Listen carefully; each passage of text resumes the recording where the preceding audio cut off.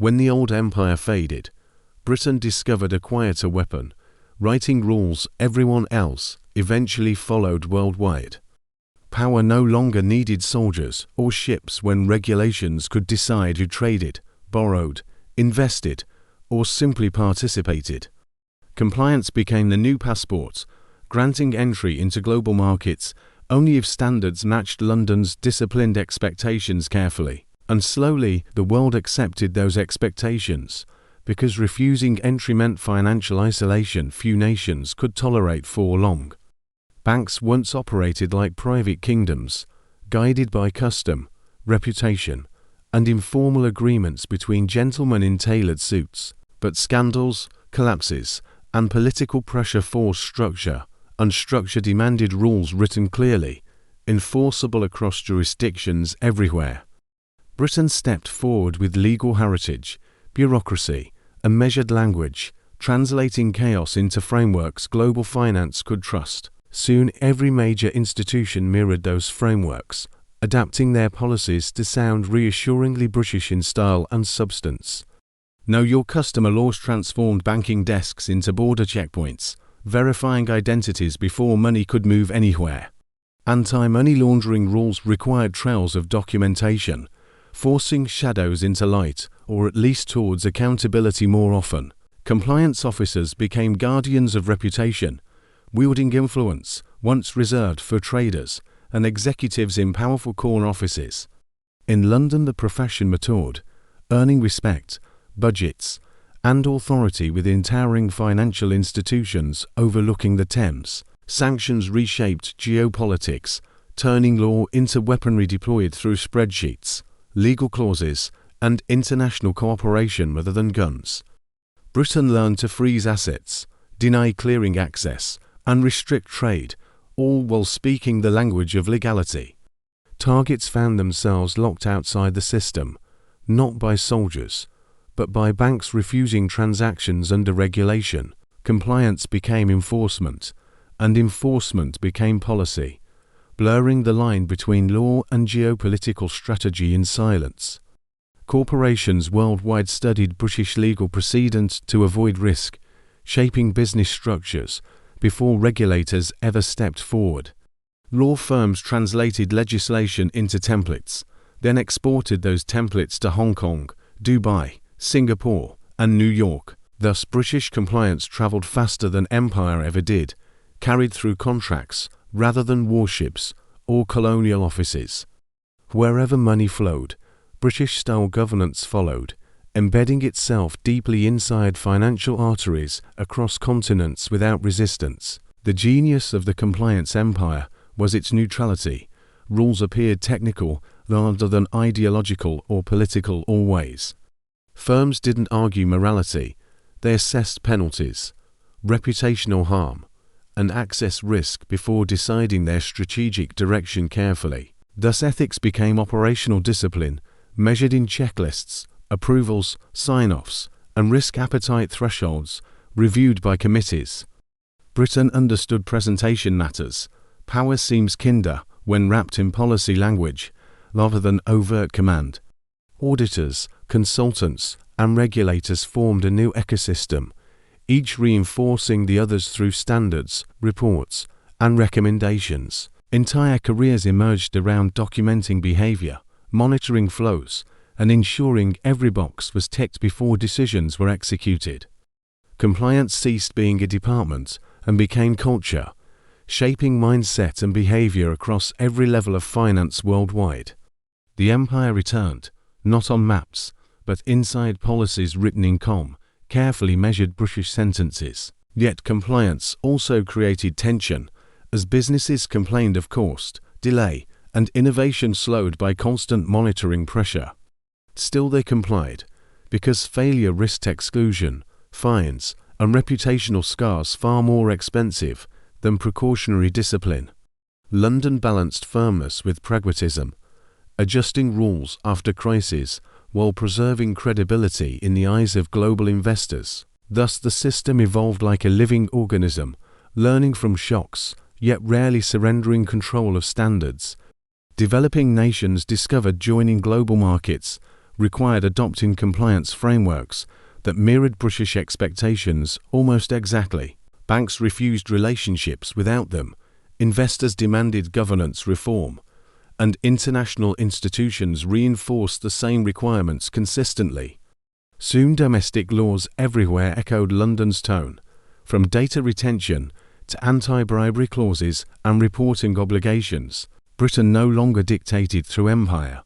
It persuaded through infrastructure, embedding power inside legal DNA globally.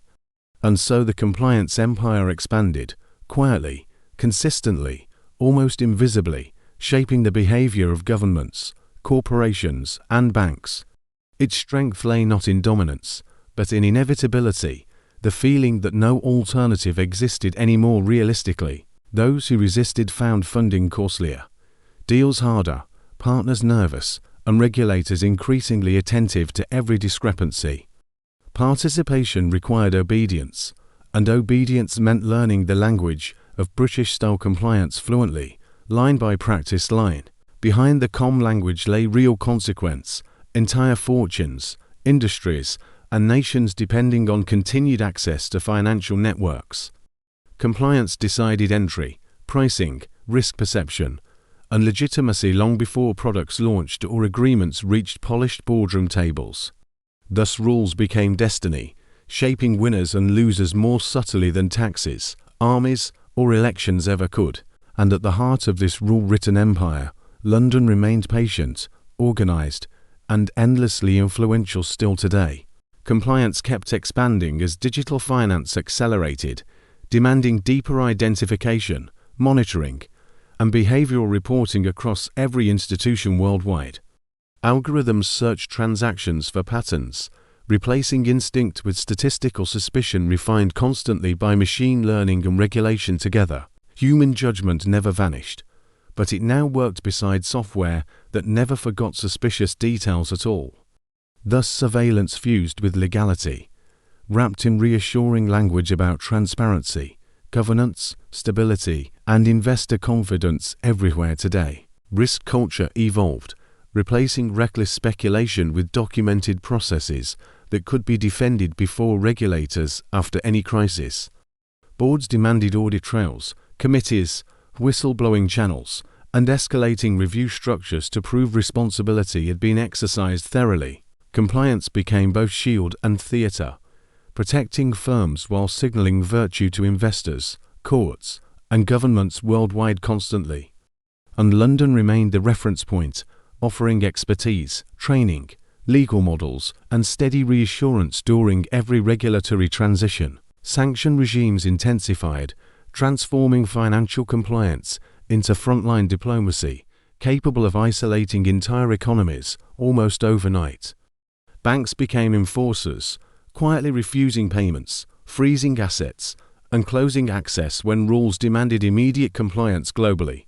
Targets discovered exclusion hurts more than confrontation, because economic oxygen disappears invisibly without leaving physical scars anywhere. Power expressed through compliance left no soldiers, yet consequences felt unmistakably coercive for those suddenly locked out. Still the system walked a tightrope, balancing security, fairness, privacy, and economic vitality while preventing abuse of authority. Critics warned compliance could suppress innovation, entrench incumbents, and erode civil liberties beneath respectable terminology and administrative politeness. Supporters argued the alternative was chaos, corruption, terrorism financing, and uncontrolled shadow banking that threatened social stability everywhere. Between these poles, London navigated carefully, adapting frameworks while defending the necessity of disciplined rules for global finance. Over time, companies internalized compliance so deeply that self-censorship replaced risk, decisions shaped by anticipated regulatory judgment alone. Corporate language shifted toward risk mitigation, governance scoring, environmental reporting, and social accountability monitored through structured frameworks. Markets rewarded this conformity through lower borrowing costs and reputational advantage that opened doors across continents quietly. Thus morality entered spreadsheets, transformed into measurable benchmarks, influencing investment flows, hiring, and strategic direction internationally today. Training institutions flourished, teaching future bankers the grammar of rules before they ever learned trading desks or analytics. Compliance literacy became passports, signaling sophistication and reliability to partners who feared reputational vulnerability rather than commercial loss. Britain exported this literacy with ease through universities, consultancies, certification bodies, and global professional associations headquartered proudly. The language of British regulation became financial Esperanto, understood in every major financial centre without translation requirements anywhere. Yet no empire remains unquestioned forever, and shocks constantly test whether rules can prevent disaster or merely document blame. Whenever scandals emerge, the world asks whether compliance is shield, burden, theatre, or essential safety net against greed. London responds with inquiries, reforms, and revisions, adjusting tone while leaving the core architecture firmly in place, because abandoning compliance now would feel like dismantling the seatbelts of global finance midway through the journey. The compliance empire thrives not by force, but by consensus built slowly through crisis, reform, and institutional memory. It works because most participants agree rules create stability, and stability lowers cost, enabling ambition across continents. Britain no longer commands commerce through conquest. It hosts and shapes it through disciplined documentation and predictable enforcement. Thus the empire survives invisibly, inscribed in contracts, procedures, and expectations that guide behavior long before confrontation begins. In the end, compliance is the story of how power learned to whisper instead of shout publicly. Rules replaced orders, policy replaced conquest, and paperwork replaced gunboats on distant horizons, once patrolled by navies. London remains the quiet librarian of this global rulebook, maintaining calm authority over how many must behave. And as long as markets prefer certainty, the compliance empire will continue ruling silently in plain sight. If this story changed how you see rules quietly governing global money beneath London's disciplined voice today, remember, modern empires rarely need armies when compliance decides who may trade, borrow, invest, or participate. Subscribe for more untold histories where finance, psychology, and power intertwine through invisible systems shaping our world, because the next rule already exists somewhere in draft form, quietly preparing to govern tomorrow before anyone notices.